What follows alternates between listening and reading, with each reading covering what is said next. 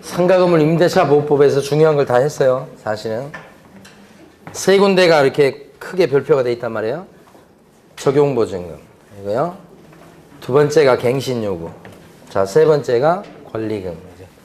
물론 권리금에 대해서 다 한 건 아닙니다만은 지금 단계에서는 요 정도. 네. 자, 나머지 내용들은 그냥 자잘한 내용들입니다. 그거 한번 해보도록 하는데, 교재에서는 386페이지 보시면 제일 위에 보면 우리 상가 임대인 입장에서 봤을 때 임차인이 세 달치 월세를 밀리면 있잖아요. 해지해가지고 내보낼 수 있다 이 말이죠. 제일 윗줄 3기 연체죠. 386페이지 제일 윗줄. 주택 임대차는 어떻습니까? 월세 사는 사람이 두 달치 밀렸다 그러면 어떻게 해요? 내보낼 수 있고, 해지해서 내보낼 수 있고, 상가는 3기 그죠? 그 다음 밑에 보면 대항력인데, 대항력은 자 상가 임대차의 대항력 같은 경우는 인도 플러스 뭐겠어요? 주민등록 대신에 그죠? 사업자 등록 요거 써먹습니다.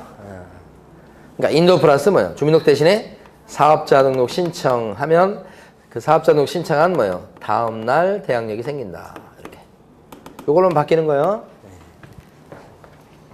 대항력 그렇고, 그 다음에 387페이지 보시게 되면 네모 5번에 우선 면접권. 우선 면접권은 어떤 요건을 갖췄을 때 우선 면접할 수 있는 권능이 있나요? 그러면 인도 플러스 사업자 등록 신청 플러스 뭐요? 확정일자. 이때 확정일자 어디서 받습니까? 이거 물어봐요. 주택은 확정일자를요, 주민센터 이런 데서 받죠? 상가는 확정일자를 어디서 받아요? 관할 세무서에서 받습니다. 그죠? 요거 물어보고요. 네. 원리는 똑같고요. 네. 그래서 그 387페이지 첫 줄에 보면 나오잖아요. 대항력권을 갖추고 관할 세무서장으로부터 임대차 계약서상의 확정일자를 받은 임차인은 혹시 잘못돼서 경매에 넘어가거나 공매에 넘어갔을 때 임차 건물의 환가대금에서, 환가대금이라는 것은 임차 건물을 팔아서 나온 돈에서 이런 뜻이죠. 팔아가지고 나온 돈에서 후순위 권리자, 그 밖에 채권자보다 먼저 보증금을 변제받아갈 권능을 얘기합니다. 이게요. 우선 면제권이고요. 다음 페이지 가시면 이번엔 최우선 면제권이 나와요. 최우선 변제권. 이렇게 다 했네요. 자, 7번 최우선 면제권. 그러면 최우선 면제권 원리는 똑같기 때문에 뭐가 요건일까요? 그러면 최우선 면제받을 수 있는 권능이 있으려면 대항력권을 갖춰야 되죠. 인도 플러스 사업자 등록 신청, 사업자 등록. 그리고 확정일자는 필요 없는데 뭐예요? 소액이요. 그죠? 이 소액도 이제 상가건물 임대차 보호법은 주택과는 좀 다릅니다. 액수가. 암기할 필요 없어요, 이거. 예. 소액에 들어가면서 이렇게 대항력권 갖추면 확정일자는 요건이 아니고, 이게 최우선 면제받을 수 있는 권능 얘기하는 거예요. 원리가 똑같죠, 주택이랑. 예.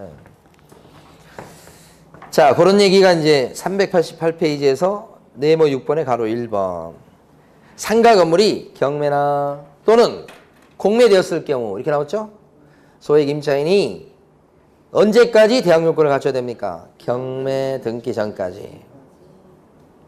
그렇게 되면 둘째 줄, 임차인은 경락된 상가 건물 가액의 2분의 1 범위 안에서 보증금 중 일정액을 다른 선순위 담보물권자, 기타 일반 채권자보다 우선해서 변제받아갈 수 있는 권능이 있습니다. 그죠? 밑에 있는 박스는 이제 소액 보증금을 써놓은 건데, 정해놓은 건데, 암기할 필요가 없어요, 이거. 그 다음에 이제 마지막으로 임차권 등기명령 신청제도. 상가 임차인이 보증금을 못 돌려받을 때, 상가 임차인이 단독으로 법원에다가 임차권 등기명령 신청을 해서 등기를 하게 되면 그 뒤에 영업장소를 막 옮겨도 괜찮더라. 이거죠. 주택에만 있지 않고 상가 건물 임대차에도 임차권 등기명령 신청제도가 있습니다요. 이 자체가 있다는 걸 알아두시면 되고요. 그래서 389페이지 제일 위에 네모 7번까지 설명드린 겁니다. 됐습니다. 그래서 이제 391페이지 가십니다. 두 가지를 남겨놨어요, 지금. 391페이지 경매가 먼저 나옵니다. 경매. 우리 이제 경매다 그러면 시험 이제 준비하신 분 입장에 봤을 때 되게 어렵게 생각을 많이 하세요. 예, 아무래도 용어 자체가 좀 어려운 게 좀 있죠. 그래서 공부하실 때는 우리가 기본적으로 배우는 내용 있잖아요. 우리 이제 수업 시간에 배운 내용. 거기에서 이제 출제가 한 문제 됩니다. 그러니까 막 어려운 내용까지 막 하려고 그러면 한도 끝도 없고요. 그걸 좀 줄여서 시험에 나오는 정도로 줄여가지고 여러분들이 그것만 좀 정확히 아신다면 한 문제 맞추는 데는 문제가 없어요. 그리고 이제 경매에 대해서는 앞으로 여러분들이 보면 경기가 막 좋잖아요. 그랬을 때는 경매에 관심 있는 사람이 많아요. 좋으면 그래요. 근데 만약에 경기가 안 좋아가지고 막 부동산 가격이 떨어지죠? 그러면 입찰장에 오는 사람 숫자가 줄어요. 경기가 좋으면 많이 달라들어. 안 좋으면 안 와. 입찰장이 안 온다고. 근데 경기라고 하는 건 사이클이 있기 때문에 올라갔다 내려갔다 이래요. 근데 그러면 어떤 현상이 이러죠? 이게 뭐 거의 본능 같아요. 막 올라가죠. 그럼 막 높게라도 막 잡아요.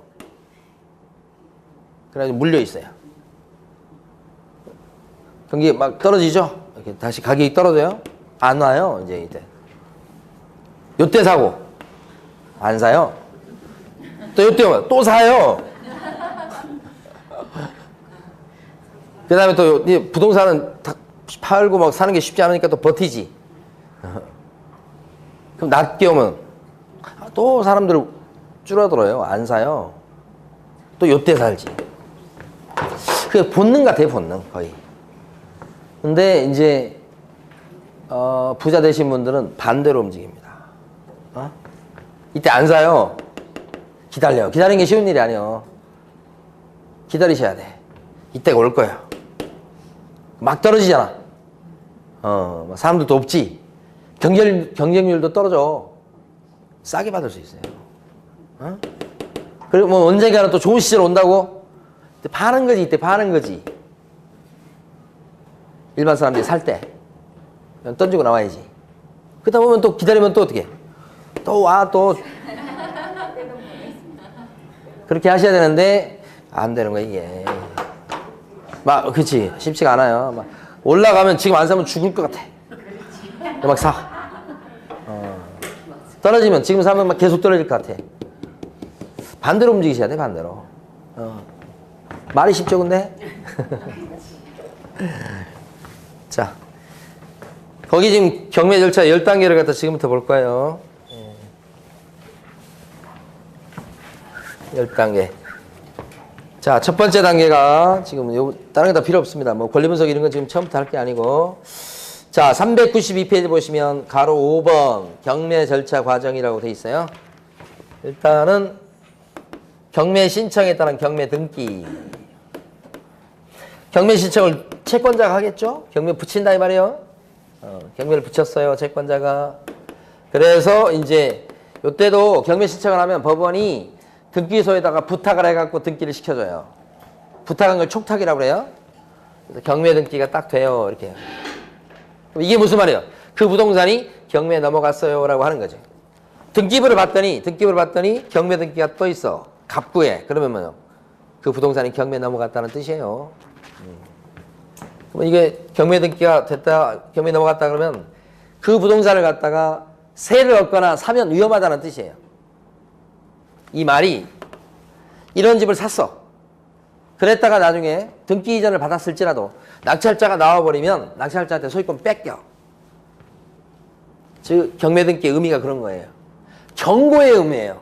경매에 넘어간 집이니까 함부로 손대지 말라는 뜻이에요. 이것을 갖다가 좀 유식한 말로 할 때는 압류의 효력이 생긴다 이렇게 얘기해요.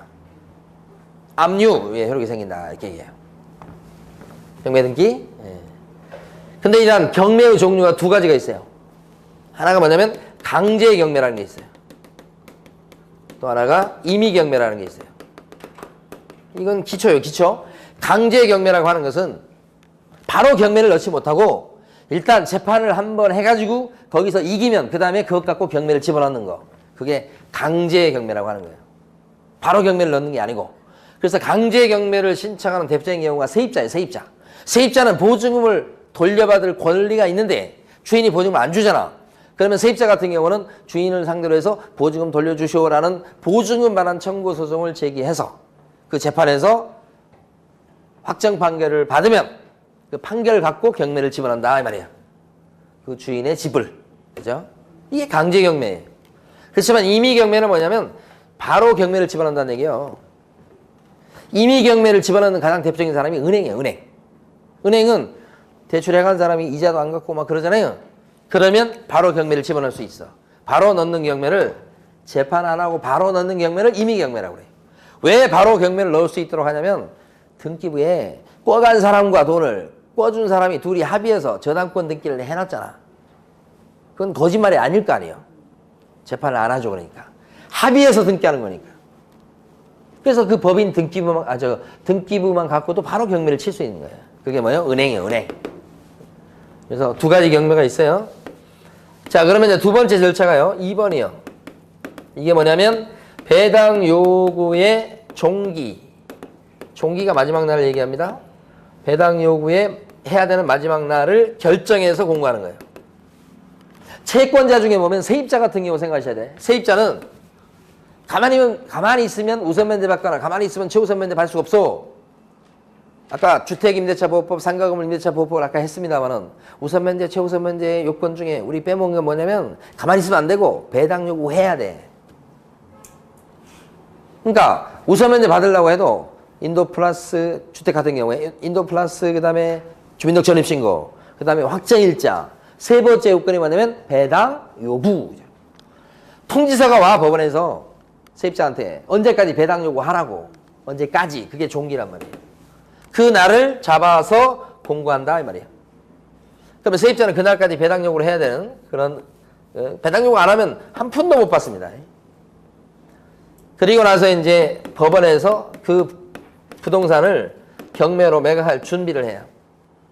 매각 준비한다는 건 별거 아니에요. 감정평가사한테 감정평가 의뢰해. 이 부동산이 도대체 얼마 정도 나갑니까? 이렇게 감정평가 의뢰한다고 해. 그 다음에 집행관을 갖다가 현장에 보내. 그래서 집행관에 가가지고 거기서 조사해. 거기 세입자 만나서 얼마에 살고 있어요? 언제부터 살고 있어요? 확정일자 언제 받았어요? 물어보는 거예요. 집행관에 가서 현장 조사하고 막 그래요. 그런 자료를 딱 만들어 놓고 그 다음에 이제 뭐예요? 공고를 띄워요. 이게 매각 공고예요. 언제 매각을 할 테니까 관심 있는 사람은 모이쇼 이렇게 하는 거예요. 옛날에는 입찰 공고라고 했던 거. 지금은 매각 공고라고 하는 거예요. 이게 공고가 뜨잖아요. 여기까지 별거 없어요. 그리고 나서 이제 5번 매각을 실시하는데 이 공고는 매각 실시하는 요 날로부터 딱 2주 전에 공고를 띄우게 돼 있어요. 반대로 얘기하면 신문에 입찰 공고가 나잖아요. 그럼 그 나온 물건들은 딱 2주 뒤에 매각이 돼요. 경매가 진행된다는 뜻이에요. 자, 그런데 여기서 매각을 실시하는 방법이 세 가지가 있어요. 한날 한시에 모여서 기일이라고 그래요. 입찰표를 비밀리에 써내고 그 써낸 사람 중에서 나중에 봉투를 열어서 최고로 높은 금액 써낸 사람을 딱 결정하는 거. 그걸 기일 입찰이라고 그래요. 이 기일이라는 말이 좀 생소할 수 있는데 이 법률 용어예요. 별것도 아니에요. 기일이라고 하는 것은. 그죠? 기일이라 그러면 2018년 12월 27일 오전 10시. 요게 기일이에요. 날짜하고 시간까지 얘기하는 거예요. 날짜만 얘기하면 기일이 아니에요. 시간까지 얘기하는 거예요. 시간. 특정 시점, 시간. 그 정해진 날에 모여가지고 입찰표를 비밀리에 써낸다 이 말이에요. 그래서 누가 높은 금액을 써냈냐 이렇게 경쟁하는 거지. 또 방법 중에 뭐가 있냐면 호가경매라고 있어. 호가경매. 이것도 호가경매 요것도 한날 한시에 모이는 건 똑같아. 다만 입찰표를 요건 쓰지만 난 못 보게 요것은 자기가 원하는 금액을 부르는 거야. 더 높은 금액 부를 사람 있느냐 이렇게 해가지고 계속 불러서 올라가는 거라 이게. 이런 호가경매 방식을 옛날에 했었어 우리가. 한참 전에. 처음에는 호가경매식으로 했어. 막 미술품 경매처럼 호가경매 방식으로 해다 보니까 문제가 생기죠. 왜요? 자기의 의사가 밖으로 드러나잖아 이게. 그러다 보니까 그 입찰 법정에 있던 다른 사람들이 눈치를 줄 수 있잖아. 어떤 물건에 들어가서 이 사람이 낙찰 받으려고 하는데 저 사람이 들어와가지고 또 같이 또 입찰하고 그러면 또 안 좋으니까 몰래 법원 담벼락으로 불러내. 그래가지고 못 들어오게 해. 아니면 이런 이 안내판 표지판 하나를 딱 이 건장한 사람이 여기 사건 번호가 적혀 있어. 들고 돌아다녀. 뭐야 이거? 나 이거 들어갈 테니까 들어올라면 한번 들어봐. 이렇게. 응? 입만 뻥끗 해봐. 죽을 줄 알아 이렇게 된 거야. 그러면 그 사건은 다른 사람이 들어가려고 왔다가도 어떻게 해? 못 들어가고 돌아가야 돼. 이게 문제가 많잖아. 초창기에는 호가경매 방식으로 하니까 그런 문제가 있는 거야. 그러니까 지금 이걸로 안 해요. 다 100% 이걸로 하지. 또 한 가지가 기간 입찰 방식이라는 게 있어요. 기간 입찰 방식이라고 이런 게 있어요. 이게. 기간이라고 있죠. 이게 어떻게 하는 거냐면 접수기간이 있어. 접수기간이. 보통 일주일이야. 그래서 1월 10일부터 1월 17일까지 접수 마감 기일이 있고 이때까지 법원에다가 직접 와서 내든 아니면 등기우편으로 내든 입찰표를, 입찰 봉투지 정확히는 입찰 봉투를 법원에다 제출해. 요 기간 동안에 접수를 받아. 그리고 나서 일주일 뒤인 1월 24일 날 그 봉투를 그날 현장에서 열어 이제 드디어. 누가 높은 금액을 써내는가 요때 결정을 하는 거예요. 이게 접수기간이 있기 때문에 기간, 그 다음에 입찰 봉투를 통해서 하기 때문에 기간 입찰이라고 불러요. 이 기간 입찰 방식으로 하니까 어떤 문제점이 있냐면 재미가 없어. 재미가. 사람들 현장에서 막 보면서 눈치 경쟁 같은 거 하고 막 그런 게 스릴이 있잖아. 그런 거 없이 그냥 접수시켜. 그냥 봉투만 열어. 그러니까 이거 가보면요. 조용해요. 현장이 조용하다고 그거 집행관도 조용해요. 사건 번호 읽으면서 이건 제호가 누가 얼마 썼고 누가 얼마 썼고 제호가 매수 신고에는 아무 개가 됐습니다. 넘어가고. 아무런 감흥이 없어 사람들이. 이렇게 하니까. 그리고 입찰 들어오는 금액이 떨어져요. 예, 경쟁이 없으니까 그런 거예요. 그래가지고 요즘 시범으로 해보다가 너무 재미없고 입찰가가 떨어지는 게 좀 문제야. 그래서 안 해요 지금. 그럼 지금 전부 다 뭘로 해요? 기일 입찰 방식을 통해. 그 매각 실시하는 그 날을 매각 기일이라고 불러요. 매각 기일이죠. 그럼 이건 몇 년, 몇 월, 며칠, 몇 시까지 얘기하는 거예요. 보통 경매는 오전 10시에 많이 한다고. 여기는 저기 안산 지원에서 여기 광명시 물건을 하는데 거기 10시 반. 조금 늦고 그런데 하여간 그렇습니다. 보통 10시에요. 자, 근데 이거 들어오는 방식, 기일 입찰 방식이니까 들어올 때는 돈 걸고 들어와야 돼. 그걸 뭐라고 불러요? 매수 신청 보증금이라고 그래. 이게 10%예요, 10%. 10% 걸고 들어와. 우리 계약할 때 계약금 10% 걸듯이. 근데 이 10%가 뭐의 10%인가? 이거 굉장히 시험이 많이 나왔어요. 이게 자기가 써낸 금액의 10%가 아니고 최저 매각 가격이 있죠? 그 최저 매각 가격의 10%야. 이거 중요하죠? 무슨 얘기냐면 이게 경매 넘어갔습니다. 갑의 집이요. 그러면 아까 매각 준비하는 게 감정평가한다고 그랬잖아요. 감정평가를 딱 해보니까 2억으로 나왔어요. 2억. 그러면 첫 번째 할 때는 이 감정가인 2억이 최저가가 됩니다. 법원에서는 이 감정가를 그대로 최저가로 받아들여요. 2억 이상 써내보세요. 이렇게 하는 거라고. 이게 최저가예요. 첫 번째 할 때는 감정가가 그대로 최저가가 됩니다. 2억부터 되는 거예요. 2억부터. 그런데 아무도 안 들어와. 응? 그러면 그때는 이제 한 달 정도 있다가 두 번째 매각을 해봐요. 두 번째 할 때는 아무도 안 들어온 이유가 비싸서 안 들어온 거 아니에요 지금? 그래서 이때는 요 최저가를 갖다가 20% 정도 또는 30% 정도 낮춰. 여기 지금 광명 같은 경우는 30%가 떨어져요. 그럼 2억에 30%가 얼마예요? 6천이잖아. 한 번만 유찰이라고 그래요. 한 번만 떨어져도 유찰돼도 30%가 떨어지니까 두 번째 할 때는 최저가가 얼마가 되겠어요? 1억 4천이 되는 거예요. 1억 4천. 한 번만 더 떨어지면 절반이 되는 거예요. 그러니까 최저가 1억 4천 이상 써내봐라. 그랬더니 이제 들어온 거야. 이 사람이 한 사람은 1억 5천을 쓰고 한 사람은 1억 5천 쓰고 A는 두 번째 사람 두 사람밖에 안 들어왔어요. 1억 7천을 썼다. 이렇게 되면 두 사람밖에 안 들어왔는데 누가 더 높은 금액 썼나요? B가 썼잖아. 이 사람을 뭐라고 부르냐면 최고가로 높은 금액으로 매수하겠다고 신고한 사람 그래요. 이 사람은 이제 2등이죠. 2등. 그래서 최고가 매수 신고인 이렇게 되는데 이 사람이 됐든 들어올 때는 보증금을 걸고 들어오거든요. 그 보증금은 자기가 써낸 금액의 10%를 거는 게 아니고 최저가 있죠. 이게 최저가죠. 최저가의 10%를 거는 거니까 요거에 10%를 걸어. 그러니까 이 사람도요. 써내기는 이렇게 써내도 보증금은 1,400만 원을 걸고 들어오는 거고 여기도 얼마요? 1,400만 원 보증금 걸고 들어온다 이 말이야. 얼마 쓰는 관계없이 그게 최저가의 뭐요? 10% 이렇게 되는 거죠. 여기서 들어올 때 여기서 만약에 들어왔다 그러면 2억 1,000만 원을 쓰고 들어온 사람이 단독 입찰에 예를 들어서 C라는 사람이 2억 1,000에 단독 입찰했어요. 그럼 이 사람 얼마를 보증금을 걸었게요? 2,000이요. 2,000. 이게 최저가죠? 이게 2,000 이렇게. 그 얘기 하는 겁니다. 이게. 이때는 매수신청 보증금을 내는 방법이 현금 가져오는 경우도 있을 수 있고 그 다음에 자격 수표를 끌어오는 경우도 있을 수 있고 그 다음에 하나는 경매 증권을 가져오는 경우도 있어요.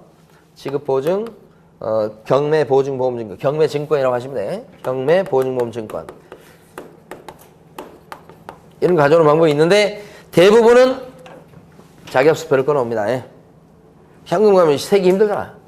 이거 잘 이용되지 않습니다. 그렇지만 일단 매수신청 보증금을 내는 방법은 몇 가지입니까? 라고 물어보면 세 가지. 입찰을 실시하는 방법이 몇 가지입니까? 물어보면 세 가지라고 답을 하셔야 돼. 법에는 이거 안 하더라도 있긴 있어요. 법상. 자, 그래서 우리 393페이지 보시게 되면 반가로 5번을 보는 거예요. 지금. 자, 경매 참가자는 반가로 5번에 동그라미 1번.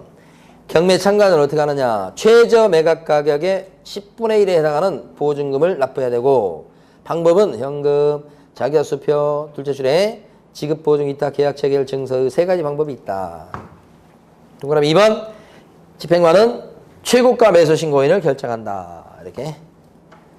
그다음에 3번. 공동입찰하고자 하는 사람은 공동입찰신고서를 집행관한테 제출해야 된다. 공동입찰신고서예요.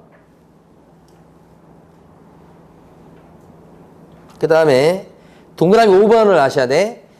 허가할 매수신고인이 없으면 집행관은 새 매각을 실시한다. 이 경우 세기를 지정해서 새 매각기를 실시하는 경우는 종전 최저 매각 가격에서 상당히 저감해서 최저 가격을 정한다. 그랬어요. 자, 요거 아무도 안 들어왔죠. 여기 이게 좀 안 들어와 버린 거예요.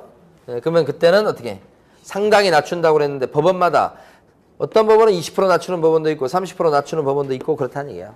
이걸 상당히 낮춘다 이렇게 돼 있어요. 그리고 다시 하죠. 이것을 뭐라고 불러요? 세매각이다. 다시 하는 걸 세매각이라고 불러요. 여기서 그러니까 최고가가 나와버리면 최고가라고 줄여서만 얘기합니다. 나와버리면 끝이에요.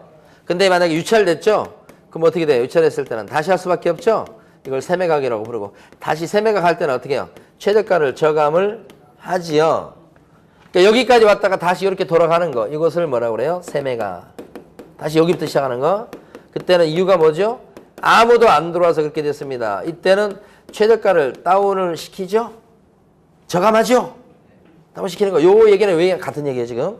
여기까지 왔다가 다시 이렇게 돌아가는 거. 공고부터 다시 시작하는 거. 그렇게 생각하시면 돼요. 자, 여기서 이제 목적이 뭐죠? 요거 찾는 거 목적이요. 아무도 안 들어왔을 때는 이렇게 되는 거고. 찾았어요? 그럼 다음 절차. 자, 6번 절차입니다. 6번.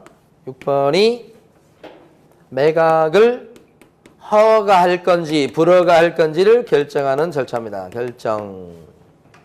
이때 일주일 이내로 이 날짜를 잡도록 돼 있어요. 일주일 이내. 그래서 절차에 문제가 없을 때는 허가 떨어지고요. 허가. 절차에 문제가 있을 때는 불허가 떨어지고 그렇습니다. 다시 한번. 자, 여기서 일단 제일 높은 금액 쓰는 사람이 됐어. 그랬다고 바로 낙찰자가 되는 게 아니고 일주일 있다가 이 사법보좌관이 이 절차를 다시 한번 검토해서 절차에 문제가 없으면 허가 떨어지고 이 경매 절차에 문제가 있었어. 흠결이 있었어.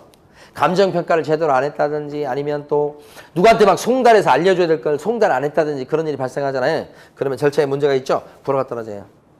근데 대부분 허가 떨어집니다. 근데 만약에 불허가 떨어지면 어떡하느냐. 불허가 떨어지면 다시 할 수밖에 없다. 이것도 뭐라고 부르냐면 세매각이라고 불러요. 왜 그러냐 그러면 이때는요. 요거하고 다르게 불허가 나서 그렇다. 절차에 문제가 있어서 그렇다. 그러니까 절차에 문제가 있어서 그렇지 최고가 쓰는 사람이 있었기 때문에 이때는 저감을 해요 안 해요? 안 합니다. 아까 여기 유찰됐을 때는 아무도 안 들어온 거죠. 아까 유찰됐을 때는 아무도 안 들어왔으니까 그때는 가격을 떨어뜨리는 게 맞는데 여기는 최고가 적은 사람이 있었죠. 다만 그 절차에 문제가 있었을 뿐이니까 이때는 저감을 하지는 않습니다. 이런 차이점 알아두셔야 돼요. 근데 이제 허가가 대부분 떨어져요. 그러면 어떻게 되냐. 그 다음에는 다 했습니다. 그 다음에는 7번이 뭐냐면 돈 내는 거예요. 돈. 대금, 지급, 뭐요? 기한 이렇게 되는 거죠. 대금, 지급, 기한. 대금 지급을 합니다. 그러니까 대금 납부한다고요. 대금 납부. 언제까지 대금 납부할까? 요거 중요합니다. 세 가지. 하나, 둘, 셋. 언제까지 대금을 납부할까요? 돈.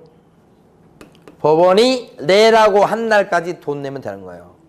언제까지 돈 내시오? 그러면 그때까지 내면 된다고요. 그래서 법원에서는 대금 내야 되는 기한을 정합니다. 이렇게. 그때까지 돈을 내야 돼. 돈 내면 어떤 변화가 생기죠? 자, 칠판을 보셔야 돼. 돈 내면 어떤 변화가 생겨요? 납부하는 즉시 등기 이전 없이도 소유권을 취득해버린다. 이게 중요한 변화예요. 즉시요, 즉시. 원래 일반적으로 매매했을 때도 잔금을 치렀다고 해서 소유권을 취득한 게 아니고 등기가 나야 소유권 취득하는 거 아시잖아요. 경매는 안 그래. 돈 내면 바로 소유권 취득이야. 즉시요, 즉시. 등기 이전 없이도 소유권 취득이요. 그래서 이걸 갖다가 여러분들이 민법 시간에 배우실 때는 법률의 규정에 따른 물권 변동 이렇게 얘기하는 거예요. 법률에 그렇게 써져 있으니까 돈 내는 순간에 바로 소유권 취득이 되는 거예요. 법조문에서 매각대금을 다 낸 때 권리를 취득한다고 써져 있어. 그 써져 있어서 취득하는 거예요. 요게 중요하고요. 돈 안 내면 어떻게 되죠? 대금 납부 안 하면? 납부 안 하면? 다시 할 수밖에 없죠. 다시 하는 거 요것도 여기로 가는 건데 이것은 세매각이라고 안 그러고 재매각이라고 불러. 요렇게 하는 거. 이거 재자를 써요. 이때는 왜 그랬죠? 돈 안 내서 그렇다. 다시 하는 거 돈 안 내서 그런 거죠?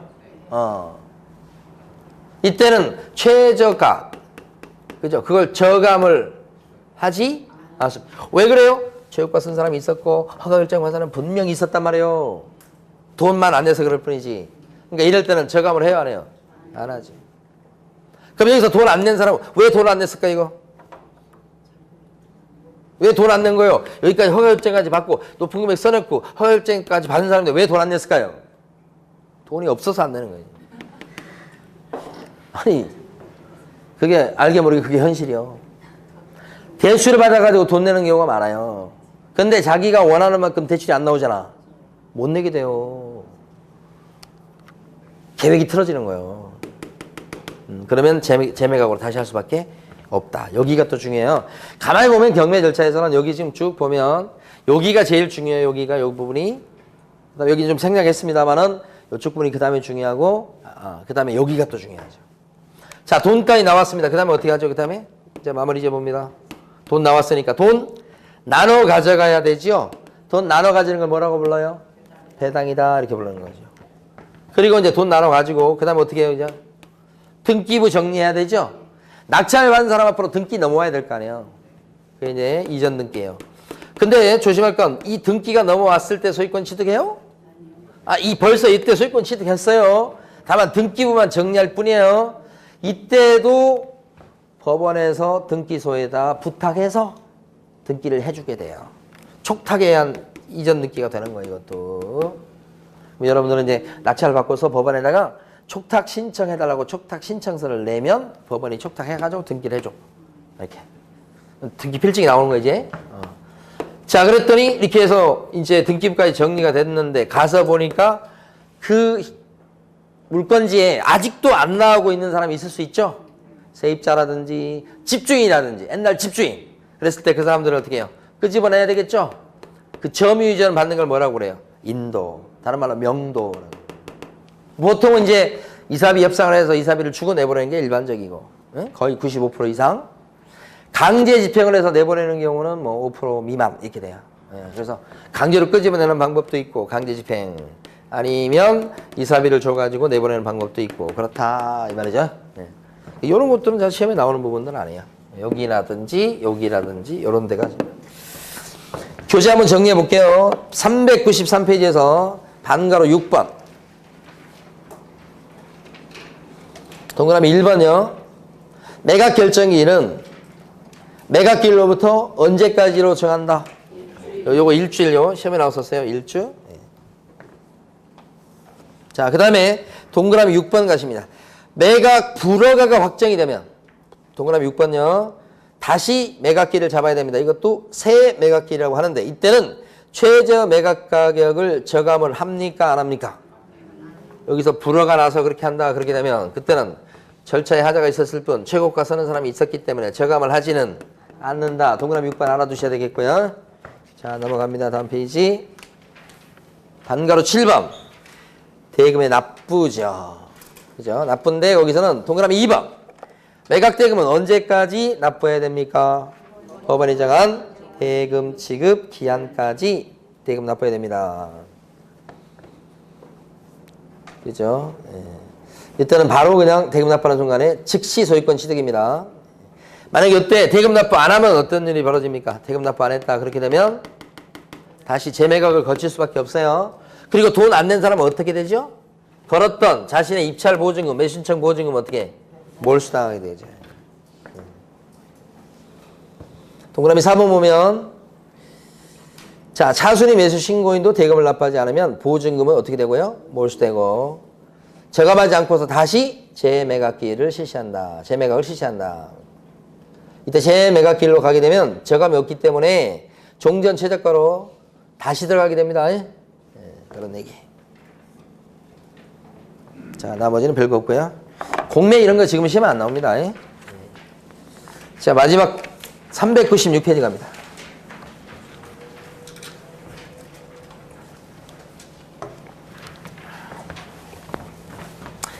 (396페이지)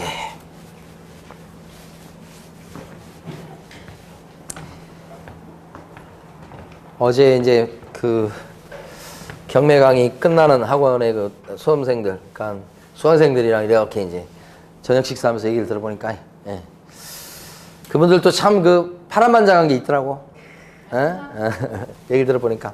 거기서 이렇게 한 4분 모이셨는데, 이렇게 얘기 들어보니까, 이제 합격할 때까지 그 과정에 대해서 막 얘기하는데, 합격 수기잖아, 일종의?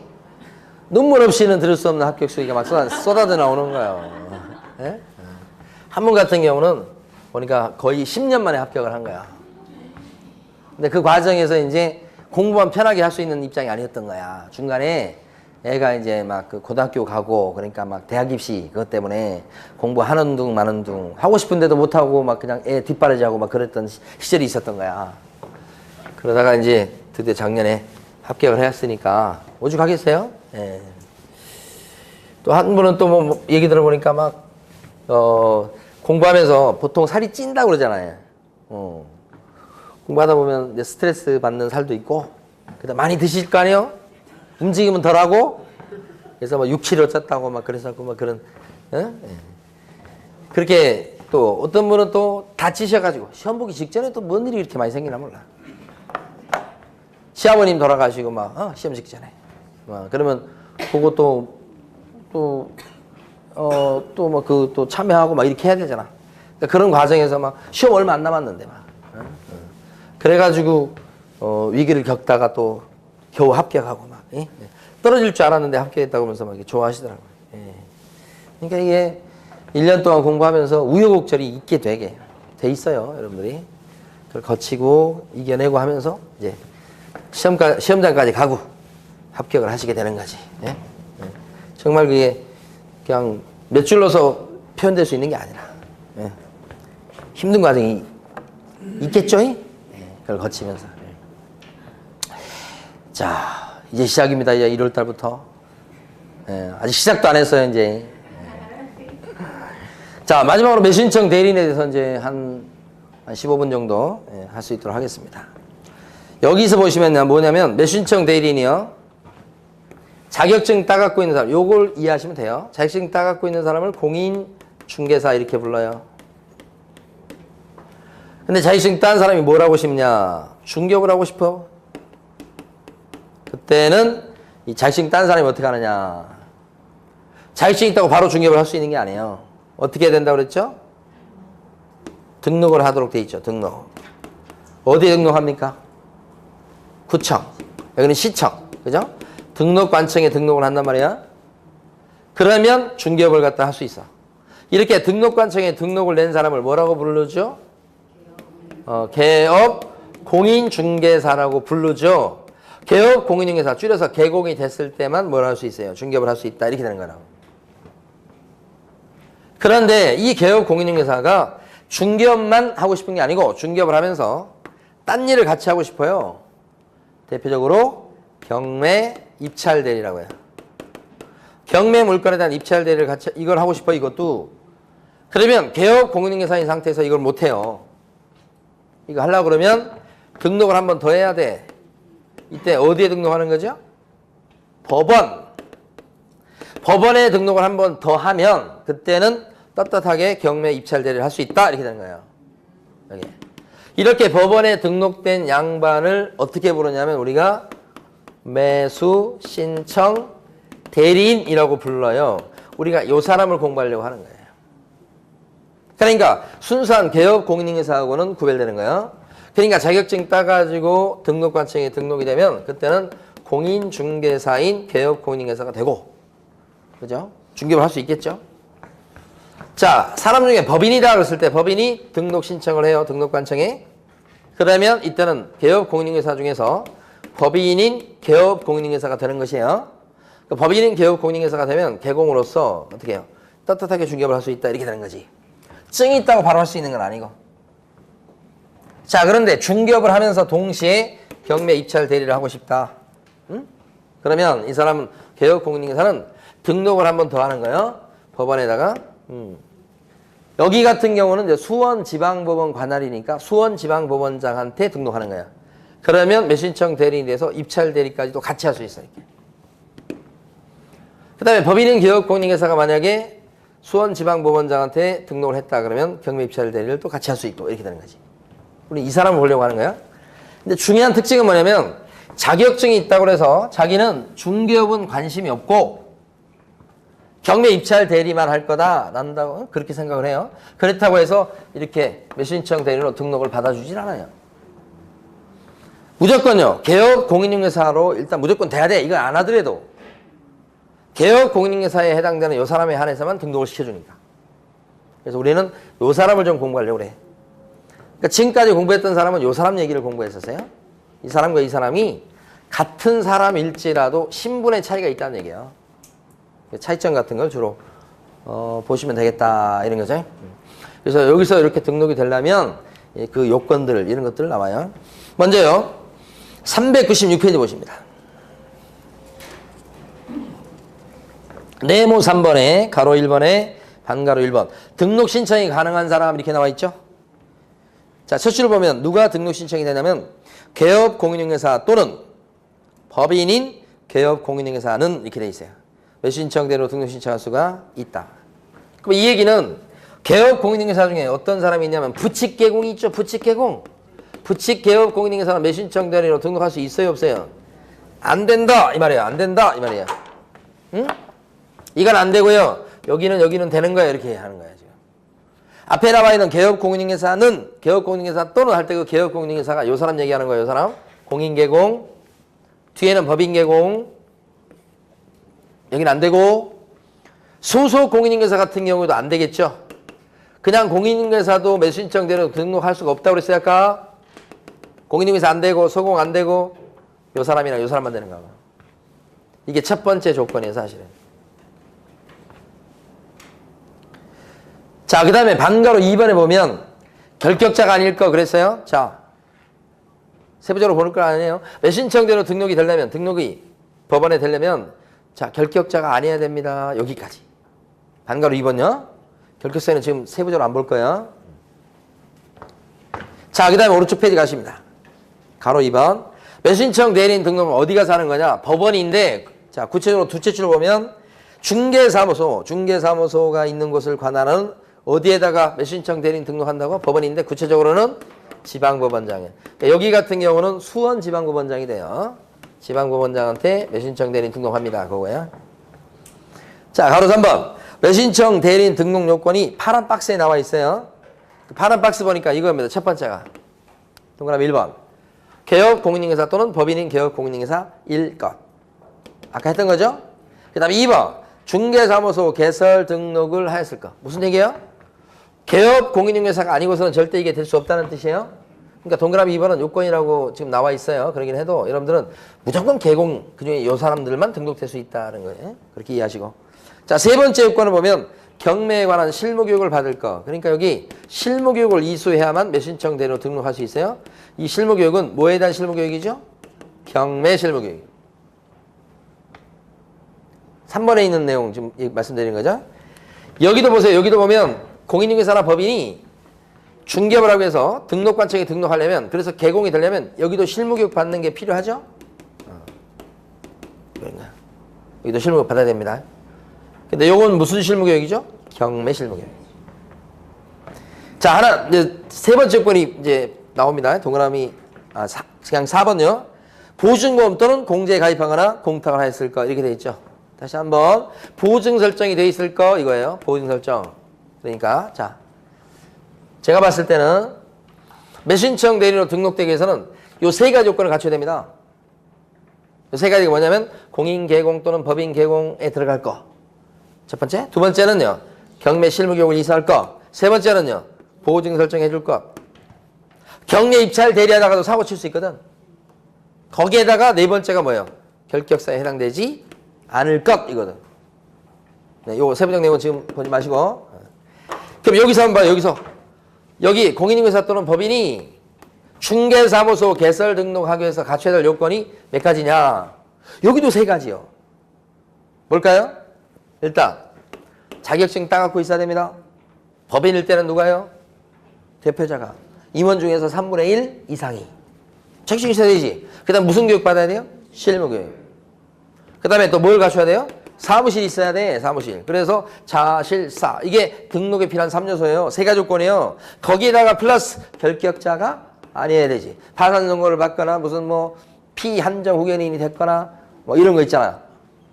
영업정지를 받았거나 그런 거 아니어야 되죠. 똑같아요. 구조가. 여기도 세 가지에다가 이거예요. 이 두 가지 개공일 거. 경매 실무 교육을 받을 거. 그 다음에 사무실 얘기는 없는데 보증 설정을 미리 해둘 거. 이렇게. 그래서 비교를 잘 하셔야 돼요. 지금 가로 3번 얘기를 말씀드렸어요. 그러면서 이제 세부적으로 들어가면 가로 4번에 반가로 1번에 보면 경매 실무 교육 얘기가 나옵니다. 거기 동그라미 1번 보면 매신청 대리로 등록하려고 하는 개업 공인중개사는 등록 신청 일전 1년 이내. 그 다음에 중요합니다. 법원 행정처장이 인정하는 교육기관에서 경매에 관한 실무교육을 이수해야 되겠다. 여기 딱 두 가지 보고 싶어요. 경매 실무교육 어디 가서 받으래요? 법원 행정처장한테 가서 받으라가 아니고 법원 행정처장이 지정하는 교육기관. 맨날 거기 물어봐요.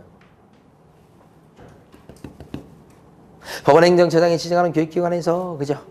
그런데 만약에 매신청 대리로 등록하려고 하는 사람이 법인 개공이다. 법인이라고 한다면 법인의 누가 경매 실무 교육을 받아야 될까요? 그 앞쪽에 보면 둘째 줄 중개법인의 경우에는 공인중개사인 대표자를 말한다고 돼 있죠. 둘째 줄 가로 안에 너무너무 중요합니다.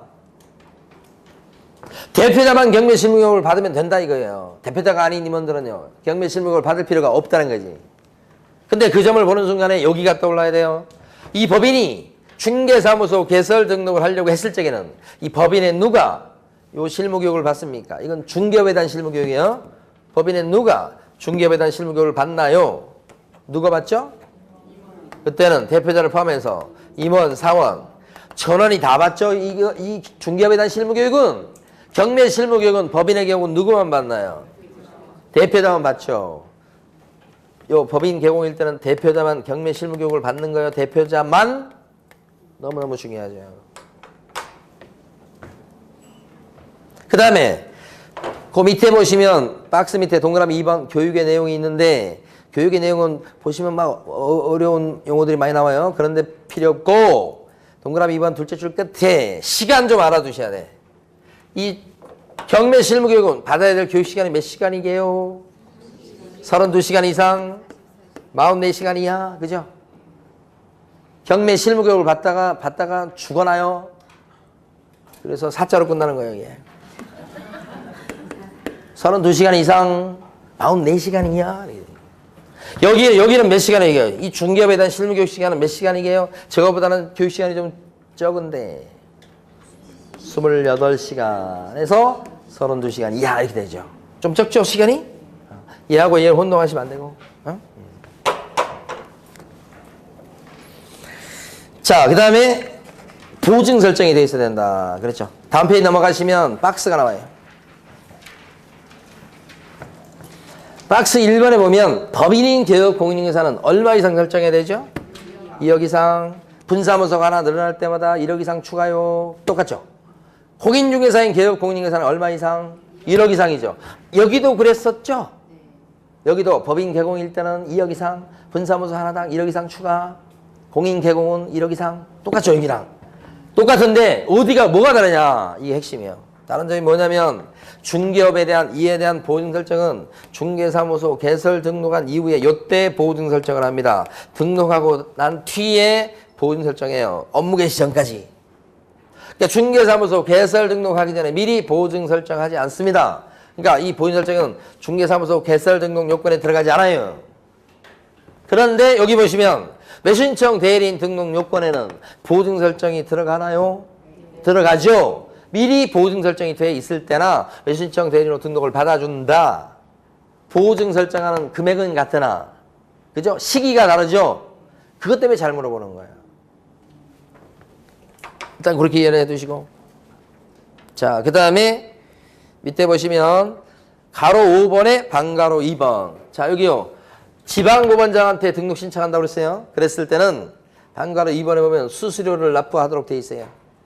그래서 공인중개사 같은 경우는 2만 원짜리 정부 수입인지를 붙이고 찾으셨습니까? 반가로 2번인데 지금 중개법인일 때는 몇만 원짜리 붙이는 거야? 3만 원짜리의 정부 수입인지를 붙입니다. 그런데 요거 외신청 대리인이 되겠다고 지방법원장한테 신청을 했을 때 심사기간이 며칠이냐? 그죠? 그게 반가로 3번에 나와 있어요. 며칠로 나와요? 14일이죠. 자, 이걸 보시면서 지금 개업 공인중개사가 되겠다고 등록관청에 등록 신청하면 등록을 시켜주는 게요. 요게 며칠이죠, 심사기간이? 이게 7일이에요. 등록 신청이 들어갔을 때 등록의 통지는 며칠 이내에 하게 돼 있죠? 7일 이내. 지방법원장한테 매수신청 대리인 등록했을 때 심사기간은 며칠요? 14일 이내. 요건 7일이고 바뀌면 안 되겠죠? 그런 차이점들 알아두셔야 되고. 이제 다 했어요. 자, 오른쪽 페이지 가시면 399페이지. 세 번째 파란 박스가 있어요. 매수신청 대리 대상물이라고 돼 있죠? 여기죠. 여기는 매수신청 대리인이 입찰 대리할 수 있는 대상 물건이 뭐가 있냐? 중개해 줄 수 있는 중개 대상물이 있듯이 입찰 대리할 수 있는 매수신청 대리 대상물이 역시 똑같이 5가지예요. 중개 대상물하고 똑같아요. 박스에 보시면 토지 나왔죠? 그 다음에 건물, 그 다음에 임모, 광업재단, 공장재단 똑같아요. 지난주에 저기 중앙지방법원 거기 현 법원 저 실습 갔을 때 그때도 보면 이런 물건들이 진행돼. 49개 물건이 진행되는데 그중에서 한 10몇 개가 자동차였어요. 자동차. 뭔지 아시죠? 네.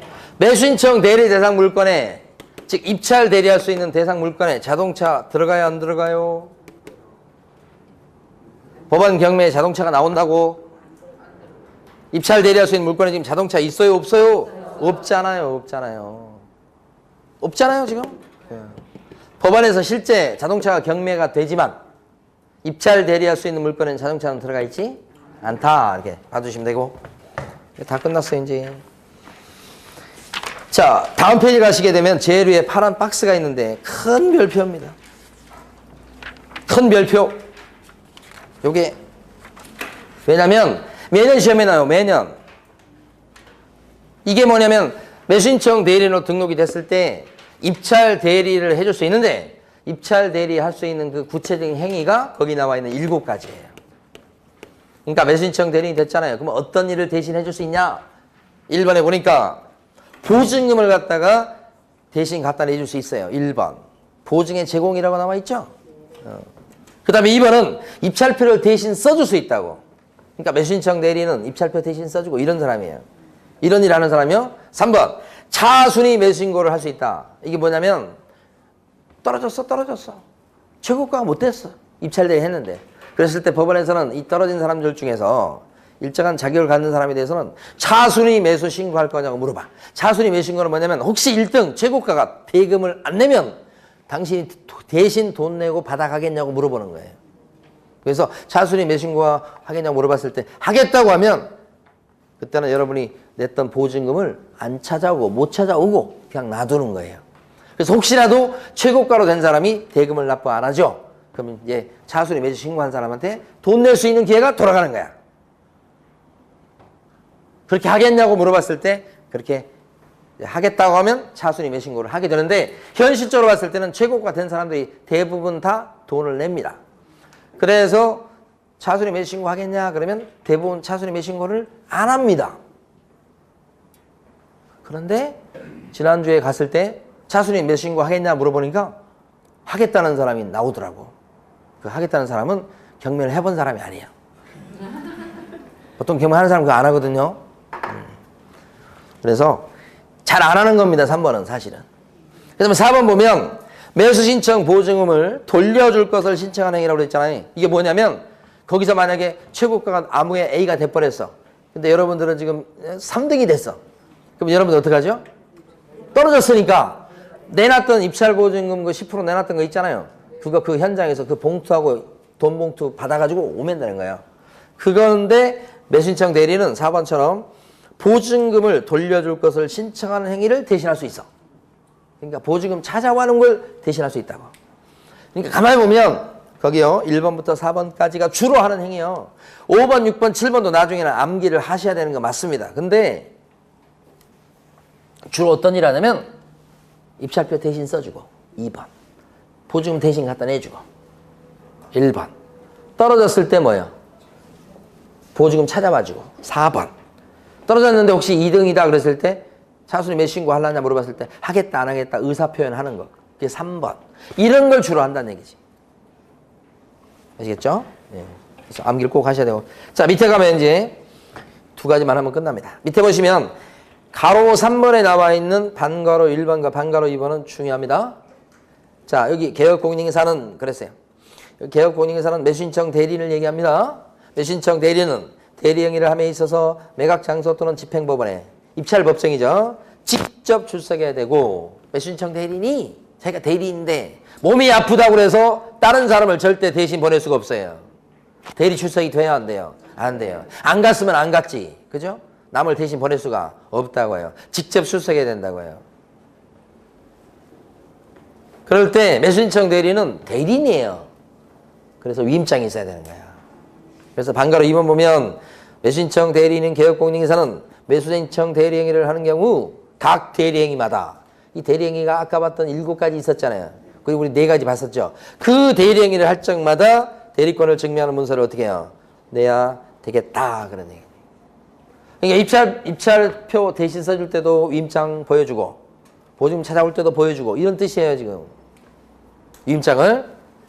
근데 현실은 그렇지 않아요. 자, 그 반가로 이번에 셋째 줄 끝에 가면 다만 나왔죠. 다만 같은 날 같은 장소에서 대리행위를 동시에 할 때는 그게 무슨 얘기냐면 그 같은 사건에 대해서 입찰표도 대신 써주고 보증금도 대신 갖다 내주고 그 다음에 입찰 보증금도 찾아봐주고 차순위 매신고도 하고 같은 사건에서 할 때는 위임장 몇 번만 보여주면 끝이다? 한 번만 보여주면 끝이다 하는 거지. 현실은 그렇다는 얘기예요 사실은.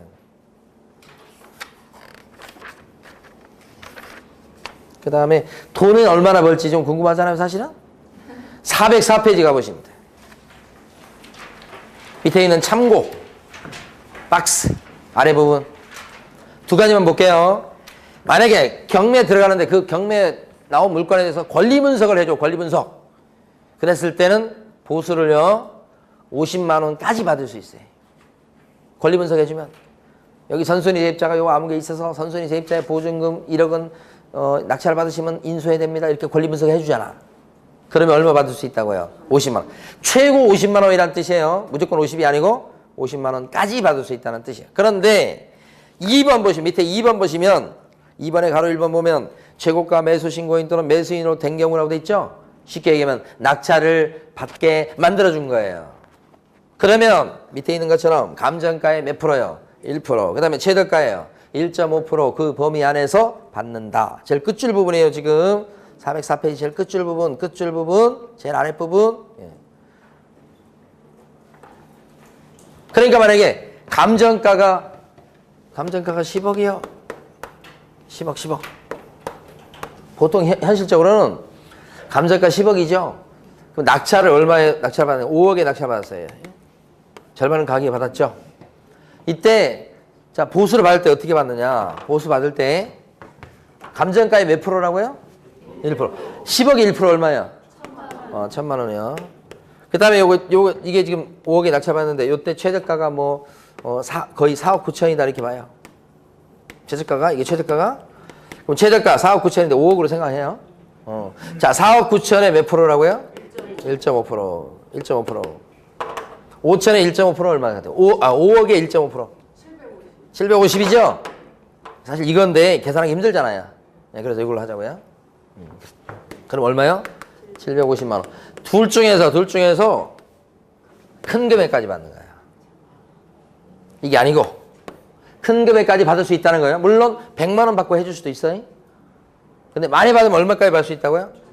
그래서 실무적으로는 감정가의 보통 1%예요. 실무적으로는 감정가의 몇 프로요? 1%. 이게 금액이 커요. 6억짜리를 낙찰받게 만들어 줬어요. 그러면 매수신청 대리인이 받을 수 있는 보수가 얼마예요? 6억. 600 되는 거지. 감정가 1%니까. 600이죠? 그러니까 어떤 사장님은 제일 처음에 중개부로 시작해서 남자분인데 맨날 사무실에서 할 일이 없어서 장기만 두다가 경매를 이제 하기 시작한 거야. 그다음부터는 어떻게 돼요? 너무 바빠. 막 명도도 해야지, 사람 만나러 가야지, 물건지 갔다 와야 되지. 사무실 문은 닫아놓고 맨날 돌아다녀. 그래서 중개만 안 해요. 그냥 사무실만 차려놓고 자기 혼자, 남자분 혼자 하는데 뭐만 해요? 경매만 해요. 그래서 자기 혼자 하기도 좋고 막 그래가지고 자기가 맞는 걸 어떻게 말려? 그래서 지금도 북부지방법원 앞에서 건설 이게 저 건축업 좀 하셨던 분이야. 그래가지고 잘하시더라고. 얼마씩 번다고요? 감정가의 1%. 근데 실제 버는 돈은 감정가의 1% 받고 그다음에 명도도 한 그 정도 받아요. 명도 대신해 주잖아. 원래 법적으로 명도 돈 받아가면서 대신해 주면 안 돼. 명도는 돈 받아가면서 대신해 주면 안 된다고. 그 명도 할 수 있는 사람은 누가 할 수 있냐면 변호사는 할 수 있어요. 명도는 돈 받으면서 할 수 있는 사람은 근데 뭐 암암리에 다 하지 뭐. 예? 자 이렇게 해서 우리가 전체적으로 한번 훑어본 겁니다. 이제 1월 달부터는 이 내용을 갖다 조금 더 꼼꼼하게 우리가 공부를 해가지고 1월부터는 진도 나갈 수 있도록 그렇게 하겠습니다. 자, 지금까지 여러분 이제 11월 달에 이제 어느 정도 이 과목이 어떻게 생긴 과목인지 한번 맛을 본 것이고 이제 1월 달부터는 더 매운 맛을 보게 될 거예요. 마음 단단히 준비하시고 우리 연말 잘 보내시고 새해 건강한 모습으로 다시 뵐 수 있도록 했으면 좋겠습니다. 네, 새해 복 많이 받으시고 감사합니다. 네.